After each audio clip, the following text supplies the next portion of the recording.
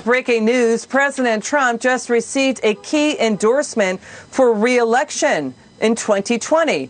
He's getting an endorsement now from the National Association of Police Organizations. This is the biggest group that represents the police benevolent associations and police unions across the country.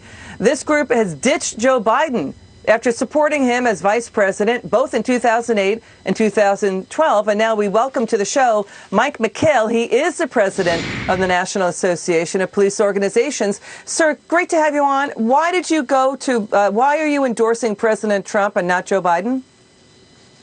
Well, we conducted an endorsement process within our association earlier today.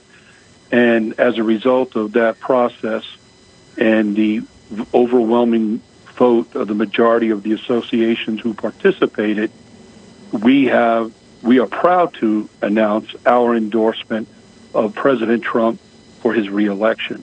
There are many issues that President Trump has supported that is of the utmost importance to the rank and file officers throughout the United States that we represent.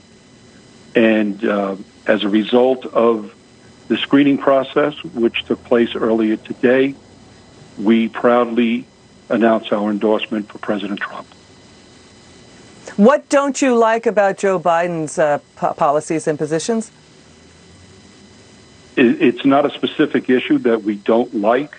Both camps were provided an opportunity to participate in the screening process, which is guided by our Constitution and bylaws.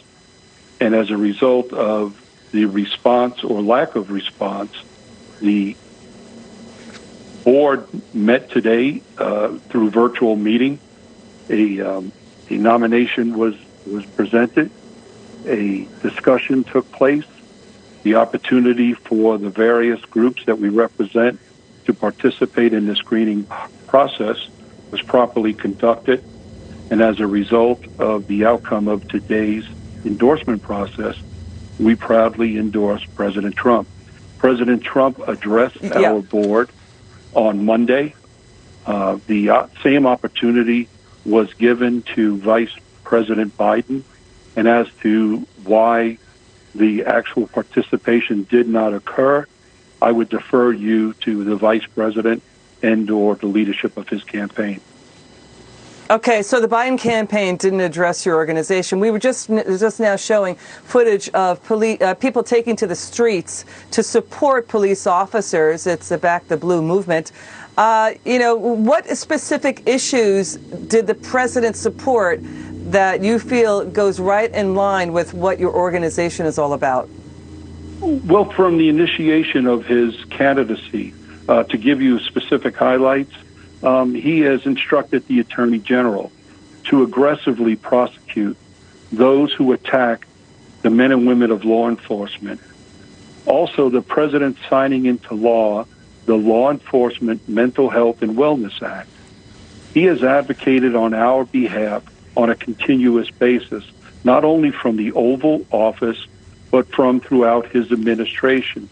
Another great piece of legislation which was signed into law was the permanent authorization of funds to the 9/11 Act for our first responders and their families who have suffered tragic loss and the continued need for support.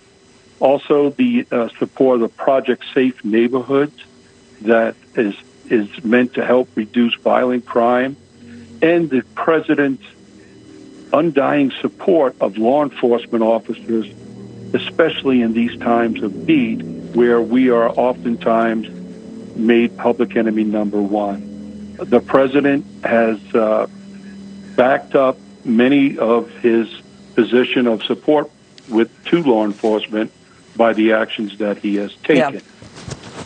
And we have Joe Biden saying yes to fund some police budgets. The hard left, they're taking on that platform, abolish ICE, abolish Customs and Border Protection, stop gang databases that are run by states. Your reaction to that?